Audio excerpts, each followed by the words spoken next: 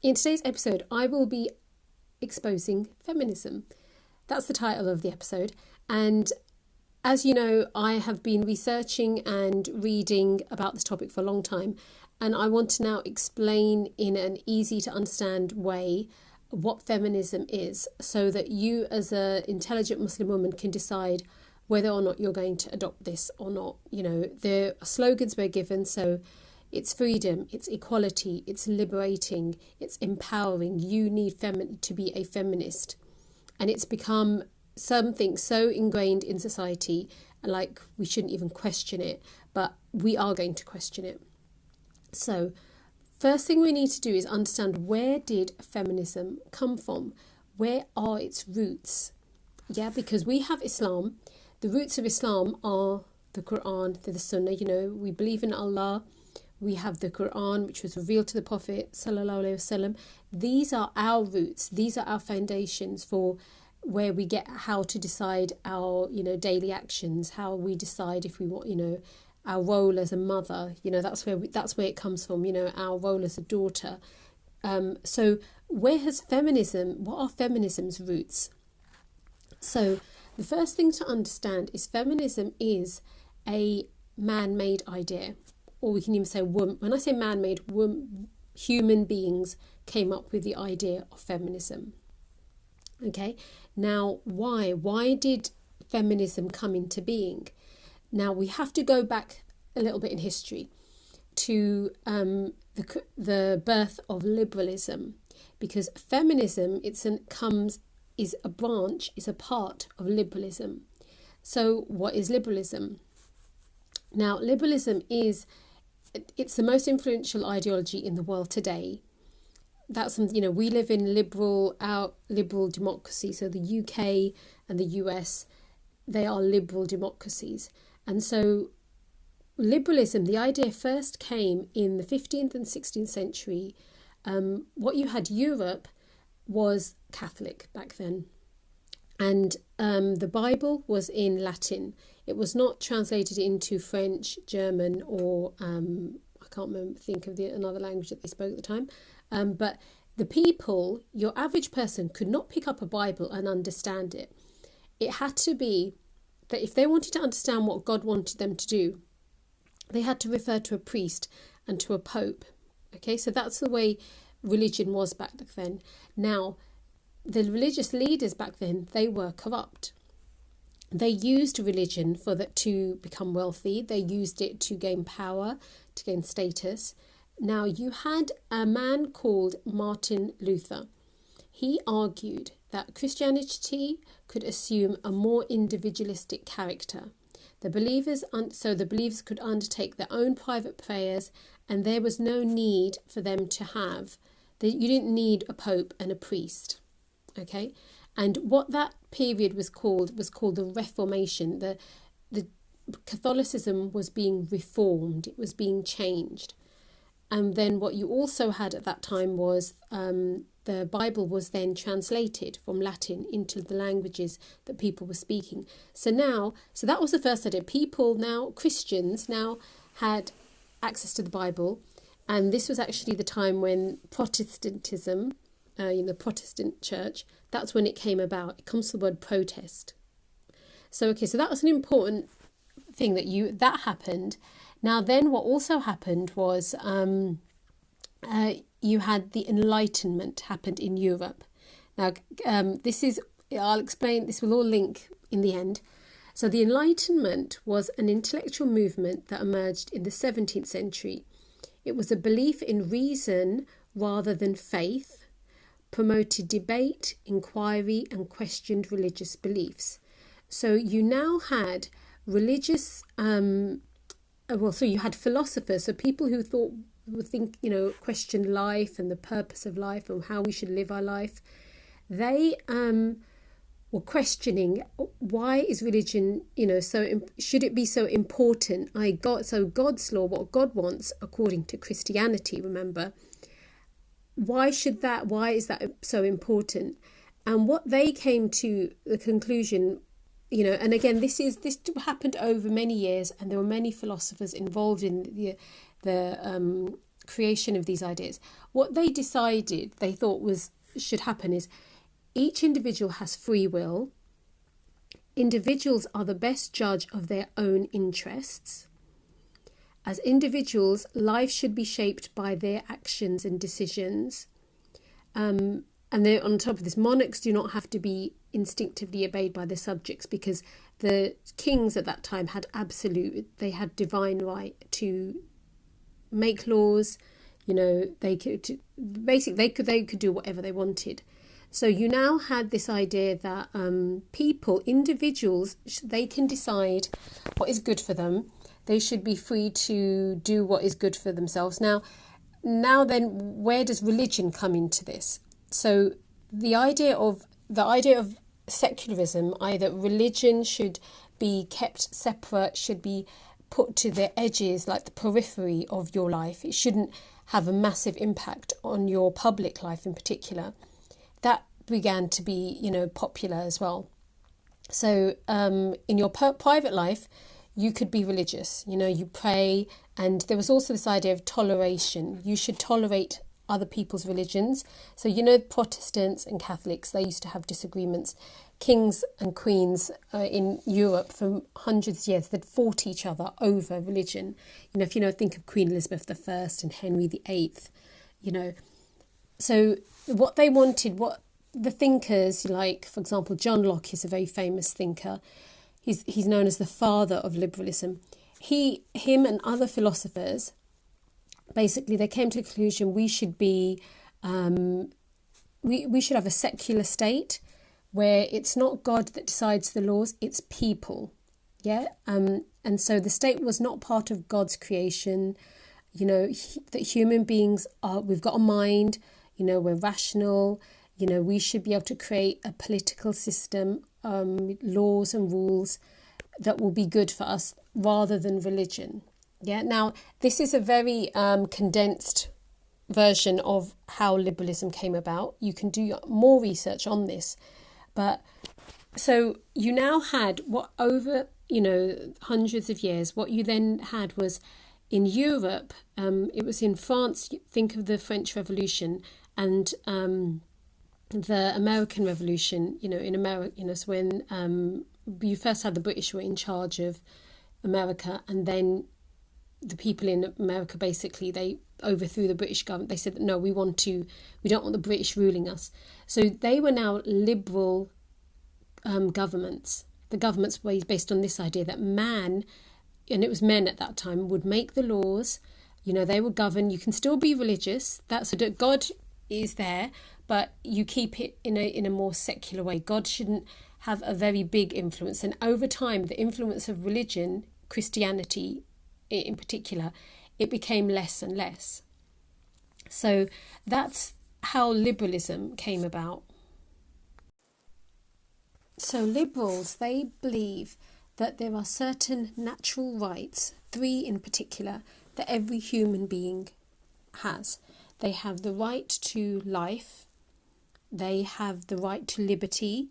So that means freedom. Everyone is entitled to do anything they want as long as it doesn't conflict with someone else's liberty, someone else's freedom. And then there's also the idea you're entitled to own or create and gain wealth and property and trade. That's something that you should have the right to property. So now, just as a side point, John Locke, who is, like I said, the father of liberalism, he was a slave owner. So it's interesting that he was actually had shares in a slave, like a corporation, a company that bought and sold slaves. So it's very interesting that the founding father of liberalism spoke about the importance of everyone having the right to life, the right to freedom, the right to ownership, and he enslaved other human beings. Yeah, so that straight away, I'm just pointing out the hypocrisy of the founding fathers and the thinkers of liberalism, because ultimately when human beings make law, come up with ideas, they are not going to be perfect and they are going to be biased. And here he was a hypocrite. Again, you can research this yourself. John Locke was a slave owner. Okay, going back. Now, so if you're a liberal, you believe in individualism. So it's a really vital principle of, of the ideology. It means an individual's needs should be at the heart of political thought, economic life, and social organisation. So society should prioritise the improvement of individuals' lives. So straight away, that's making me think liberalism is quite a selfish ideology. If you're liberal, your individual, what you want as an individual comes above society. I'm thinking then, well, what about family? What about if I as an individual, if I want to do things that are going to harm wider society, then isn't that going to cause problems? But that's what liberals believe, and that's what liberalism believes in. So let's move on to, so as time went on, there was the first wave of feminism, it's called. The first kind of important thinker, and philosopher of feminism was Mary Wollstonecraft. Okay, so she wrote a book called, let's find out the name of her book again. It was called Vindication of the Rights of Woman. Now, she was a liberal. Yes, she was a liberal. So she agreed with these ideas that I've just explained. And what she then thought was, well, society at that time, she published this book it was a pamphlet, it was called, this was in 1790. Okay, so what she then said was that women should, at that time, so again, remember, this is still a Christian society, and although Christianity wasn't, people got married according to Christianity, it was still had a big influence. It just, didn't have the influence as far as making all the laws and controlling government.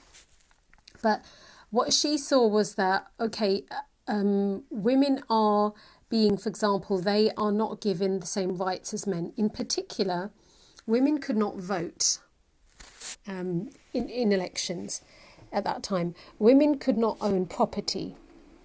Women could not, for example, inheritance rights, they were very limited, and they didn't have the same, they couldn't.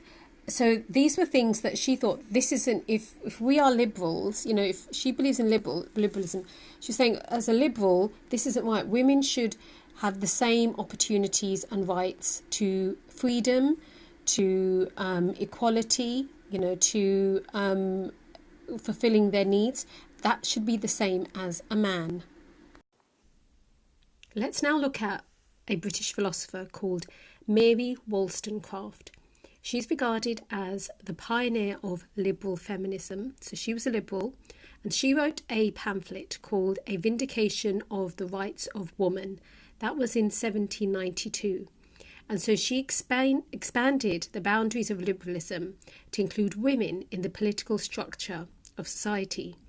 In her writings, she commented on society's view of women and encouraged women to use their voices in making decisions separate from decisions previously made for them.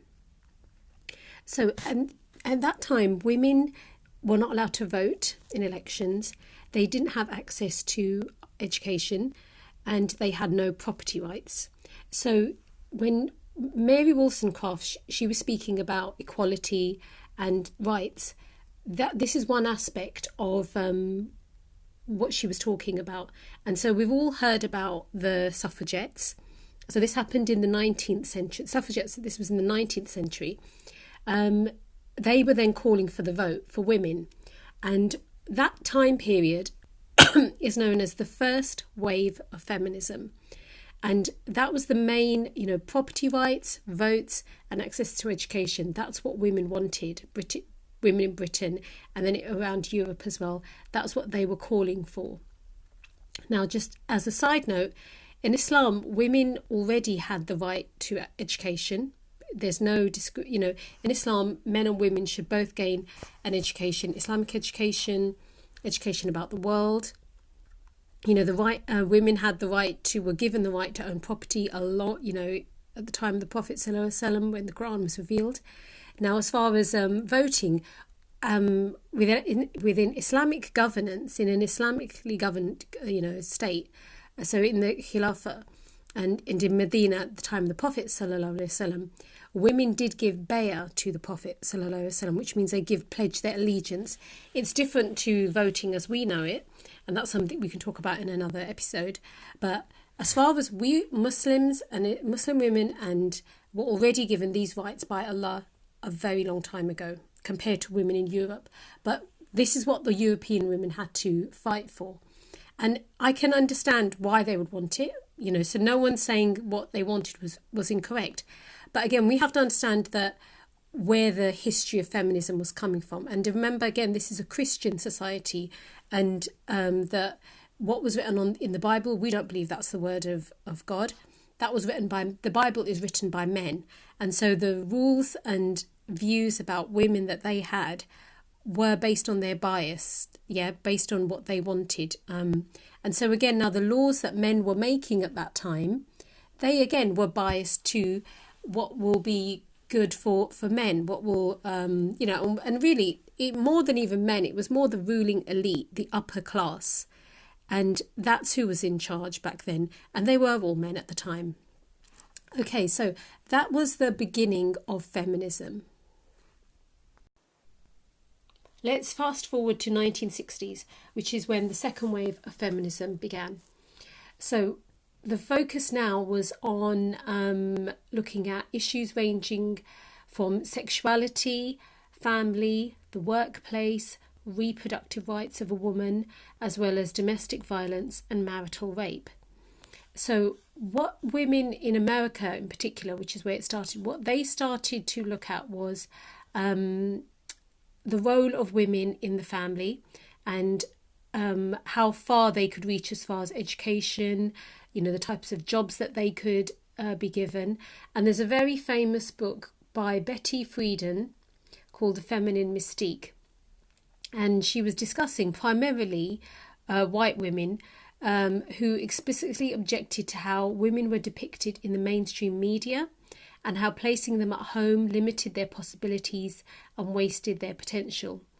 She had helped conduct a very important survey using her old classmates from Smith College. This survey revealed that women who played a role at home and the workforce were more satisfied with their life compared to women who stayed at home. The women who stayed at home showed feelings of agitation and sadness.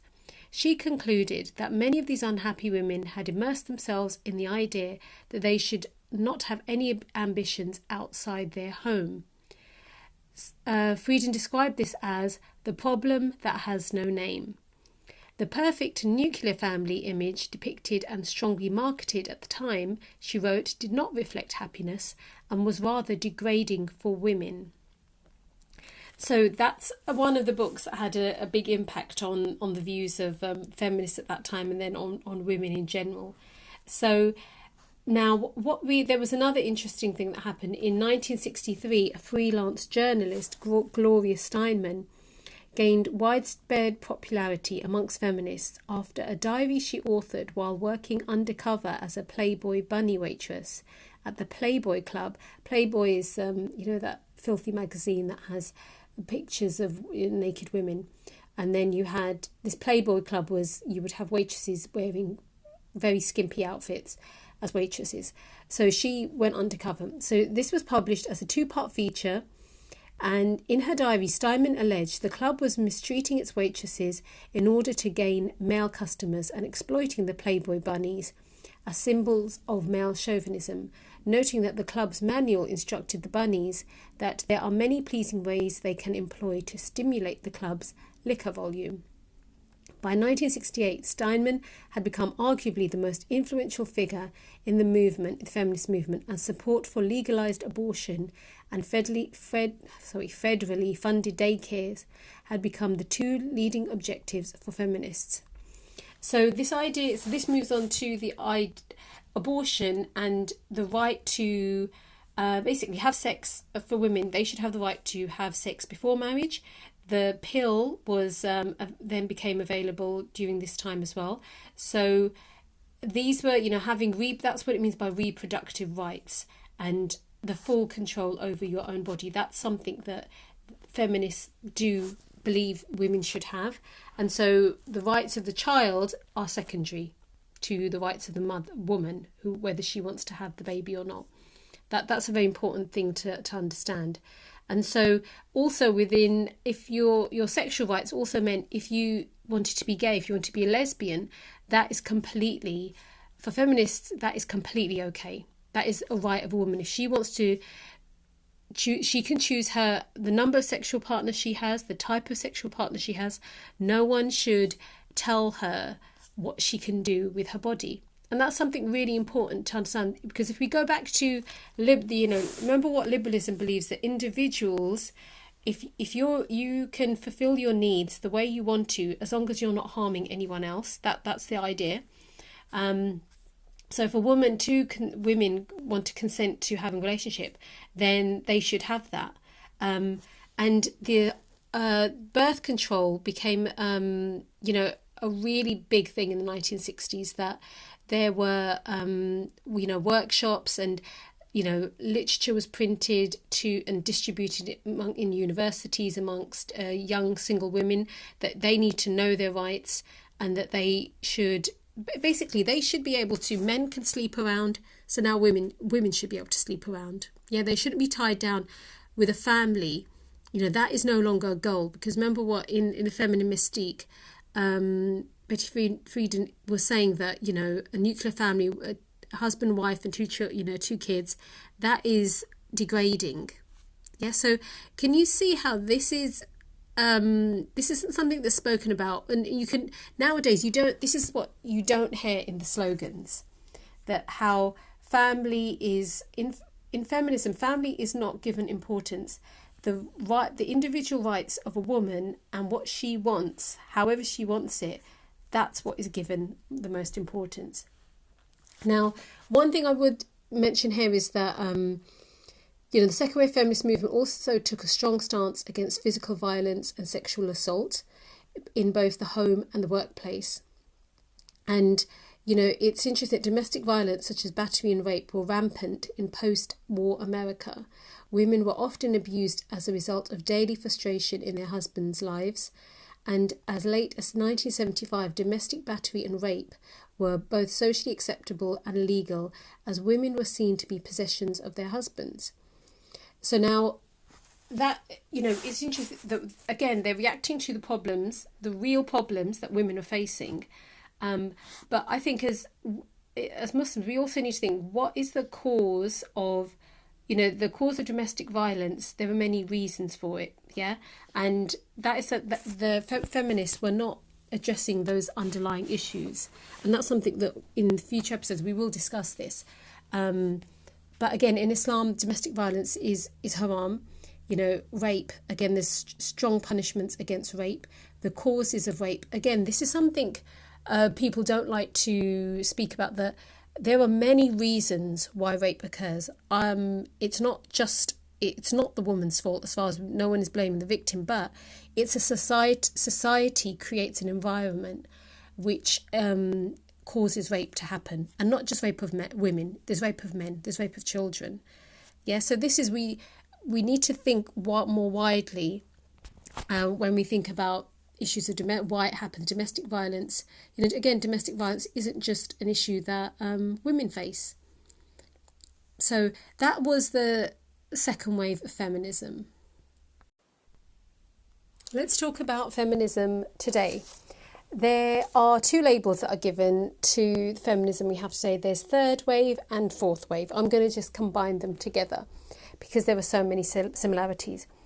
So feminists today now believe and are calling for the idea of girl power. We heard that, think of the Spice Girls as girl power.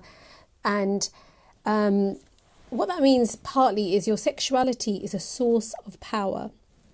So what that means is that you should, basically your body, you can do, okay, there was reproductive rights. So if you want to have a baby, if you want to sleep around and not get married, that's okay. Now, however much of your body you want to show, that is completely up to you. So previously, there was this idea that women, some people say women are objectified, that their bodies are used and, to sell products, they're used in advertising.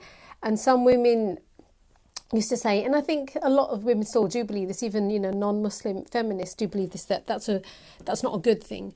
But now there's this idea that no, you can do whatever you want to do with your body. So no one should judge a woman for how she's dressed. If she wants to be a stripper, if she wants to be a prostitute, if she wants to be one of those promotional girls who holds up, the signs in, when there's fighting, like a boxing match, and the women come wearing very little, and they're all dressed up. This is seen as completely okay.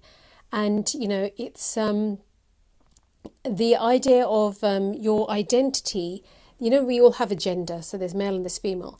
Your gender identity, you can choose you can choose your gender identity. So, there's a lot of discussion about now you can self-identify. So if you're a woman and tomorrow you decide you want to be a man, you can do that. You want to be called a he rather than a she, you can dress up as a man. This idea of transgender, so trans rights. In the same way, opposite, if a man decides tomorrow he wants to be a woman and wants to dress, then that is, feminism supports that, and that's his right. He should now be identified as a woman. So you see, that's where it's come to now. So, there's the idea of there should be toilets, mixed gender toilets. There's been a lot of publicity about this whole idea, and that's something that when we're as Muslim parents and when we're looking at that and we're slightly confused and thinking, I don't understand this. Why would anyone? This makes no sense.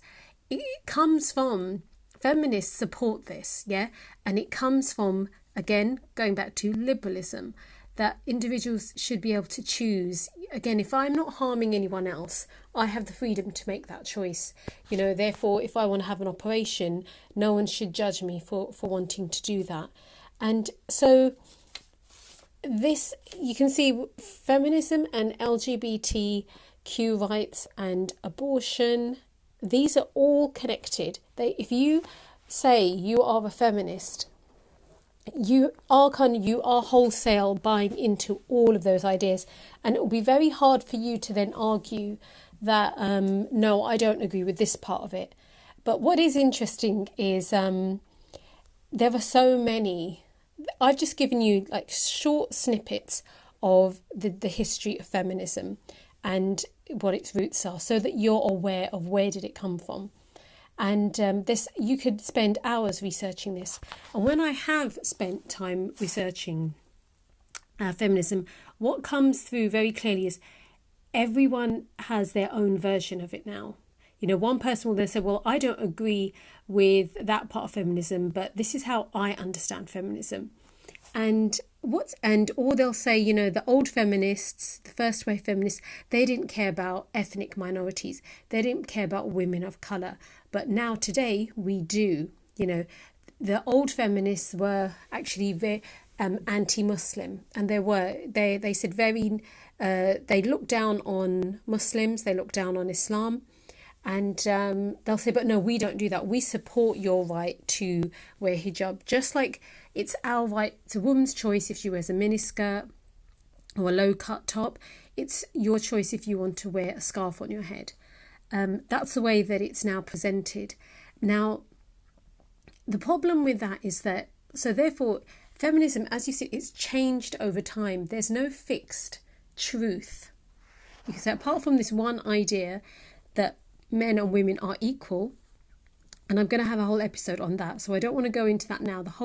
Looking at the whole idea of equality, we will be discussing that soon. But apart from that idea, things are changing, and you now have women like Germaine Greer, who she wrote this is in the second wave feminism. She wrote a book. It was called The Female Eunuch, But she's written other books. She disagrees with feminists today, that she doesn't believe in this idea that you can change your identity and you can just self-identify. And you have many women who, they non-Muslim women, will say, we don't agree with feminists today because they are very liberal, and they will say that, you should have, there's in political parties, there's left and there's right. So there's conservatives who are on the right. So Trump in America is a conservative. The Conservative Party, Boris Johnson, Theresa May, that's the Conservative Party. And then you have the left. So you've got, so they're the liberals. For example, Obama, he was seen as, the opposite. But again, there is, they're both of them do hold liberal values, but I'm talking just about political parties. You have more feminists who agree with the left, and they will, so for example, they wanted Hillary Clinton to be president. They thought Obama was great. That they will argue amongst themselves, conservatives and the left, they will argue with each other about feminism. And the main point that comes through from that is that there is no fixed truth when it comes to feminism. Things can change. Now, I don't want to believe in something that was thought up by people, by biased, people who make mistakes. I'm not going to base the way I live and what I'm going to call for and what I'm going to work for based on what human beings, men or women, have thought up. I'm going to base my life on what my creator, who I have thought about, that yes, there's definitely a creator, that the Quran is the word of Allah, is the word of my creator. I am going to follow that when it comes to how I live my life as a woman. In the same way, if I was I didn't choose my identity. That's what, no one chose to be woman. No one chose to be a woman. In the same way, no one chose to be a man. That was given to us by Allah. And so, but that's not the main thing that forms me as a human being. It's my belief in my creator. That's what's the most important thing. My intelligence, my heart, they're the things that are what make me who I am. And being a woman is just by the by, yeah? But whereas what we can see is feminism, it makes being a woman the most important thing, and everything is about making sure a woman gets everything she wants. And although they say they don't hate men, when you see the things that they're calling for, it is very detrimental to not only to men, but to families and children. I want to share with you a section of a public debate that was titled, "Is it wrong not to identify as a feminist?" Now, the sister that took part in this debate, her name is Zara Faris. She is part of the Muslim Debate Initiative. She discusses Islam and feminism, on numerous occasions, particularly talking to non-Muslims and debating in university campuses. So I think it would be really good to listen to a section of this. The debate also had two feminists. You can listen to the whole debate and watch it on my website, www.farhatamin.com. I'll have the link for it in the description below. Let's have a listen.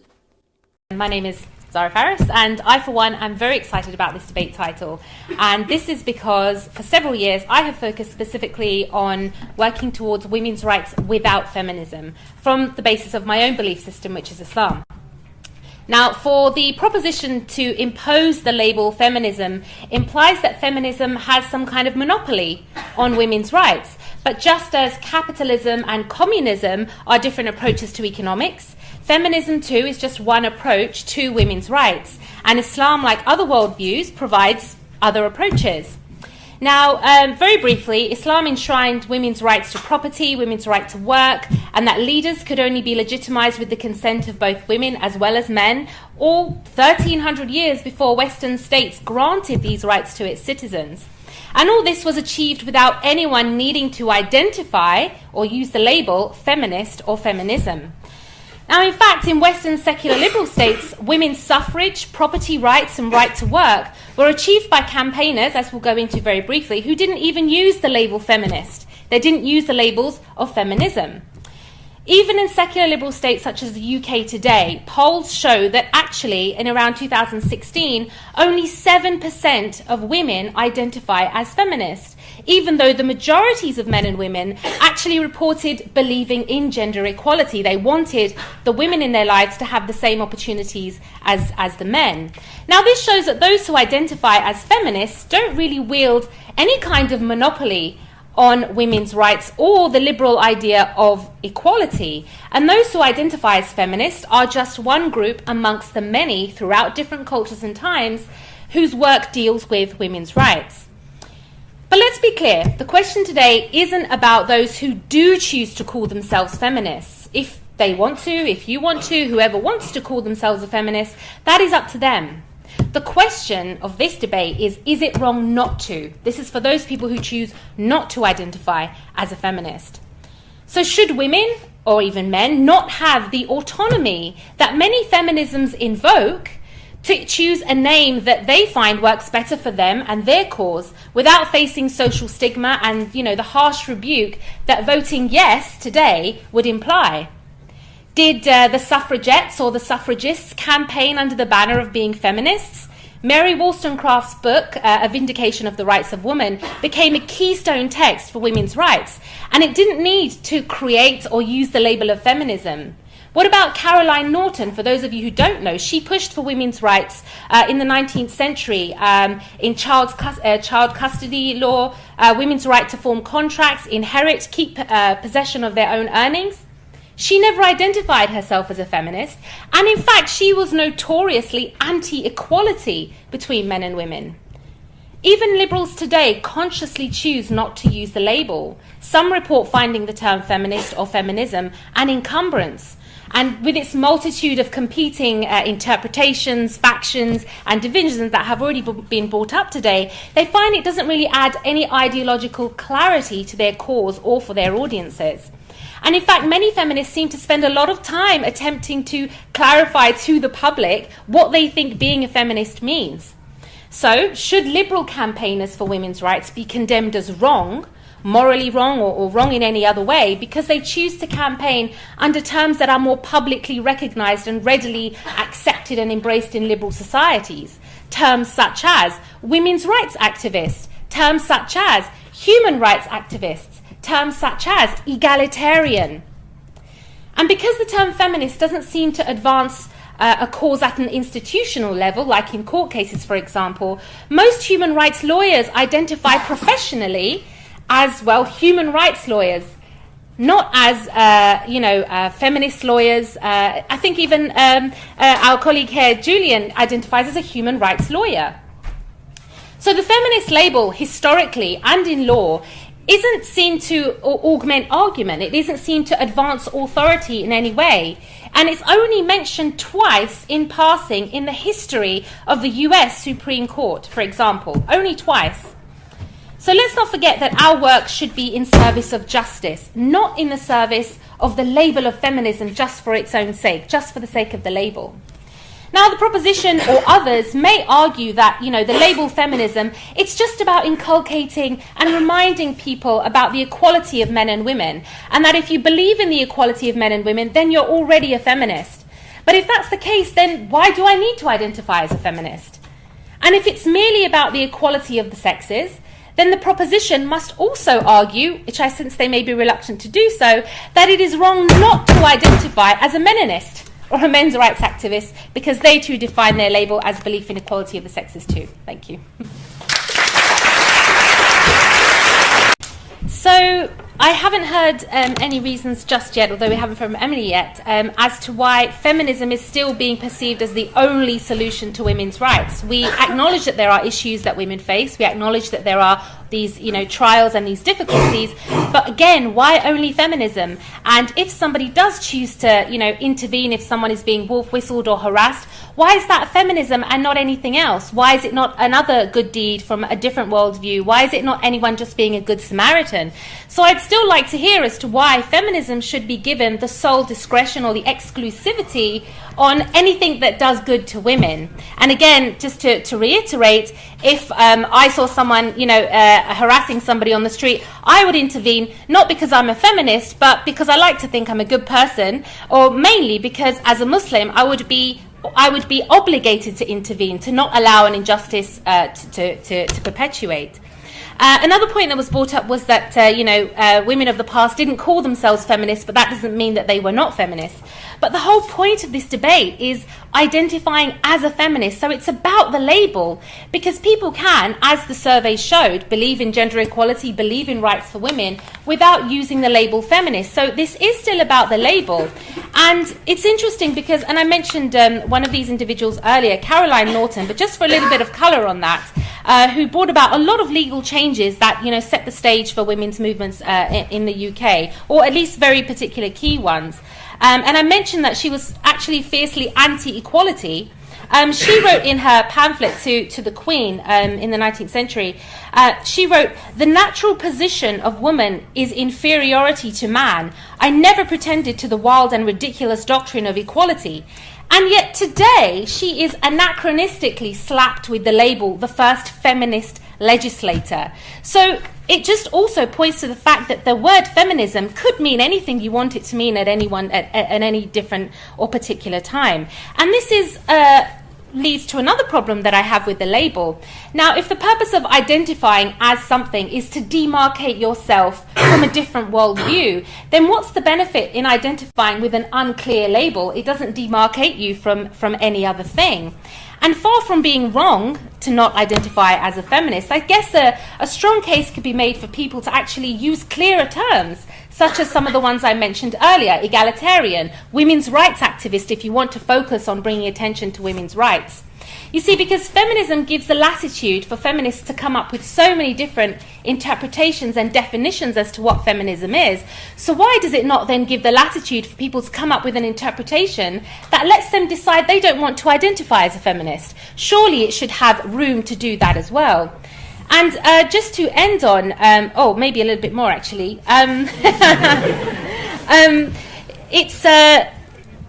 it's also a point that Jordan mentioned earlier. If you use the term women's rights activist, I strongly believe, and from experience as well, you can bypass a lot of the friction and pushback you get than if you use the word feminist.